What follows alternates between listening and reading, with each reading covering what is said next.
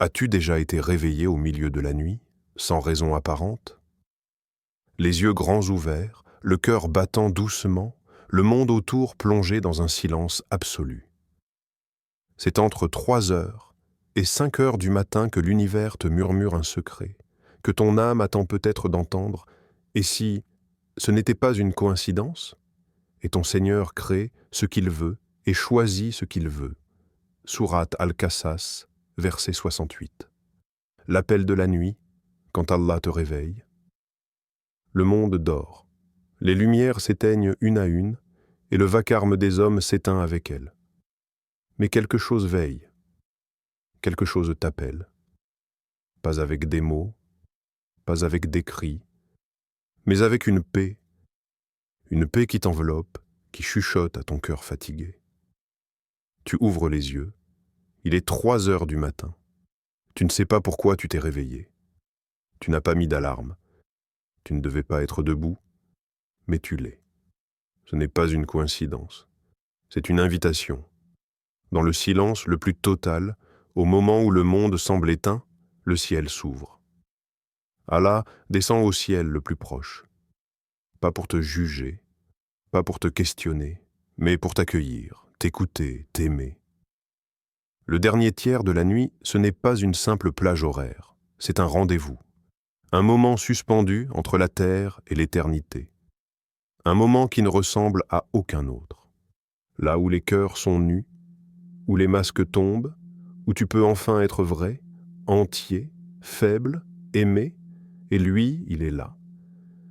Notre Seigneur descend chaque nuit au ciel le plus bas lorsqu'il ne reste que le dernier tiers de la nuit et dit « Qui m'invoque pour que je lui réponde? Qui me demande pour que je lui donne? Qui implore mon pardon pour que je lui pardonne ?» Hadith Qudsi, Bukhari and Muslim. Imagine cela, ton Seigneur, lui, le maître des mondes. Lui, qui connaît le nombre de grains de sable dans le désert et le poids de chaque larme que tu n'as jamais versée. Il descend, il t'attend, et il t'appelle. Mais, quand as-tu répondu à cet appel pour la dernière fois? Pas pour une demande, pas pour un souhait, juste pour être là, dans sa lumière, dans sa paix, juste pour dire « Me voici », comme le rappelle ce verset dans le Coran, et invoque ton Seigneur en toi-même, en toute humilité et crainte, à voix basse, matin et soir, et ne sois pas du nombre des insouciants. Sourate Al-A'raf, 7-205.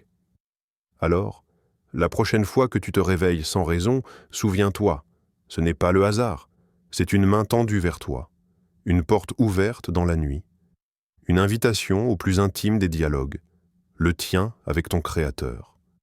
L'histoire de l'homme qui se lève seul. Il n'a rien de spécial, cet homme.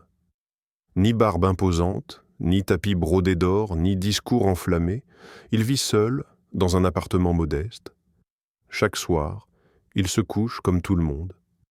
Et chaque nuit, à 3h30, ses yeux s'ouvrent, sans alarme, sans explication. Juste comme ça. Au début, il pensait que c'était l'anxiété ou l'habitude. Il restait là, allongé dans le noir, les yeux collés au plafond, à écouter le silence, à penser, trop, parfois à pleurer en silence, sans trop savoir pourquoi. Mais une nuit, sans vraiment réfléchir, il se lève. Il ne connaît pas beaucoup de sourates, il ne sait pas exactement quoi dire, mais il fait ses ablutions maladroitement. L'eau glacée coule sur son visage encore endormi, et il se tient debout, face à l'invisible, 2 unités.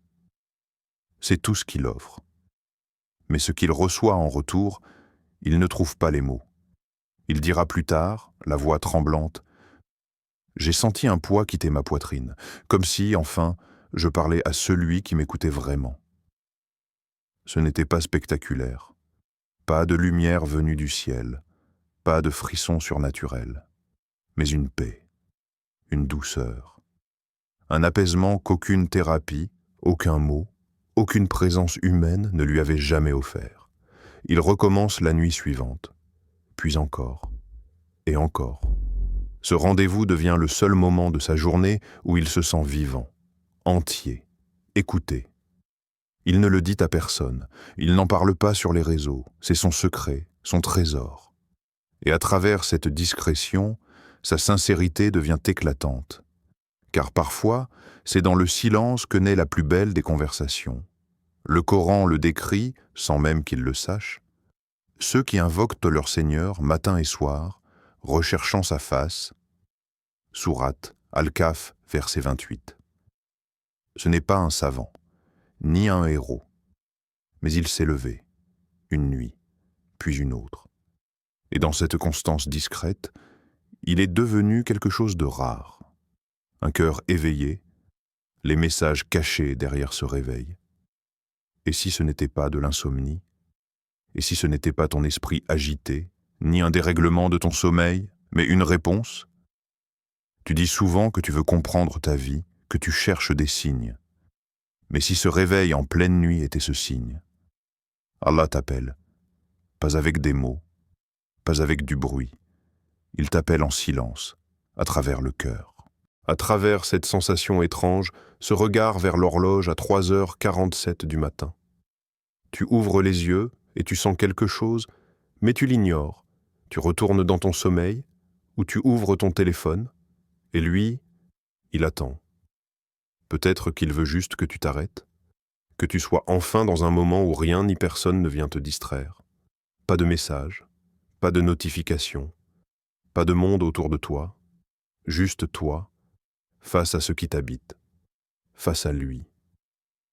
Ce n'est pas un hasard. Tu demandes à changer. Tu veux guérir. Tu veux comprendre. Mais réponds-tu quand lui t'appelle? Parfois, Allah t'invite dans des instants où le monde entier dort, mais où l'âme peut enfin s'éveiller. Là, dans ce moment si particulier, il est tout proche. Il est plus proche que jamais. Ce n'est pas une idée abstraite. Ce n'est pas un concept lointain. Le Coran le dit avec une douceur qui traverse les âges. Et lorsque mes serviteurs t'interrogent sur moi, alors je suis tout proche. Je réponds à l'appel de celui qui me prie quand il me prie.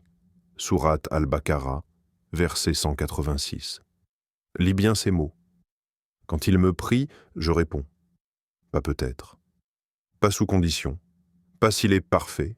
Juste quand il me prie. Et si ce moment, cette nuit, cette minute où tu es réveillé sans raison, était en réalité le début de ta réponse à lui? Alors, est-ce encore de l'insomnie, ou bien est-ce un rappel céleste? Le pouvoir du tahajjud. Il y a des choses que l'on ne comprend pas avec la raison, seulement avec l'âme. Le tahajjud, cette prière de la nuit, n'est pas imposée. Elle ne pèse pas, elle élève. Elle est un secret que Dieu a gardé pour ceux qui le cherchent en profondeur. Ceux qui ne veulent pas simplement pratiquer leur foi, mais la vivre, l'habiter, l'aimer. Dans cette obscurité silencieuse, alors que le monde dort, il se lève. Pas pour être vu, pas pour être félicité, mais pour s'immerger dans la présence.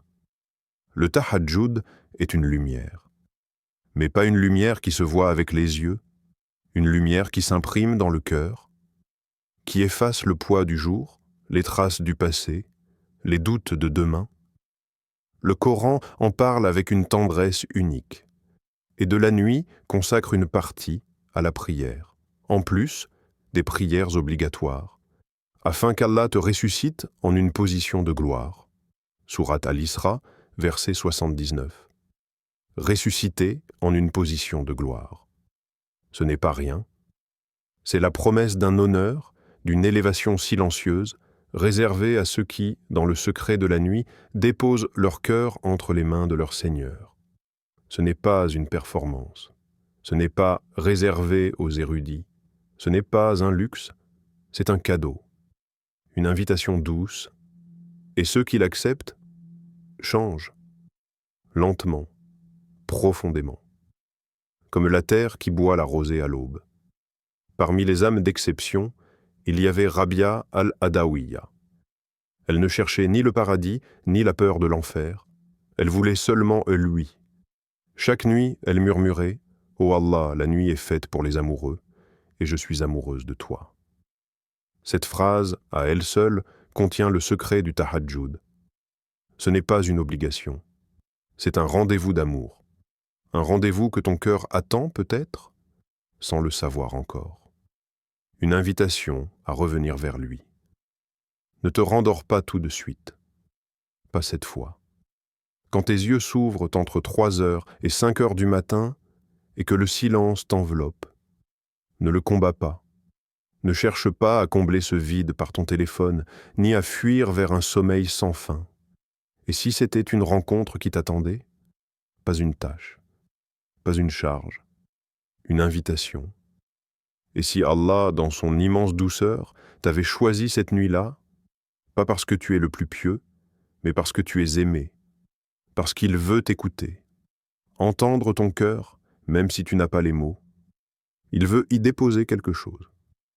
Une paix, une lumière, un début de guérison. Mais pour cela, il faut que tu ouvres la porte, que tu dises oui, que tu restes éveillé, juste un peu, une prosternation, une parole sincère, un silence habité. Parfois, cela suffit à renverser des mois d'éloignement. Il ne s'agit pas de performance, il ne s'agit pas d'être parfait, il s'agit de revenir, comme un enfant revient vers la tendresse qu'il a oubliée, comme un cœur revient vers la main qu'il a toujours portée. Le Coran te reconnaît parmi les gens de la nuit, même si tu ne t'en sens pas digne. Ne sont-ils pas ceux qui, la nuit, restent prosternés et debout devant leur Seigneur, craignant l'au-delà et espérant la miséricorde de leur Seigneur? Sourate As-Sajda, verset 16. Tu vois, ce verset ne parle pas de héros. Il parle de gens comme toi qui se lèvent dans la nuit, non par fierté, mais par besoin, par amour, par espérance. Alors la prochaine fois, lève-toi, même si tu es fatigué, même si tu ne sais pas quoi dire. Car parfois, le simple fait d'être là, à cette heure, c'est déjà une réponse. Cette nuit, si tu es réveillé sans raison, sache que ce n'est jamais sans raison. C'est peut-être ton âme, répondant enfin à l'invitation d'Allah. Like, partage. Abonne-toi pour plus de méditation spirituelle.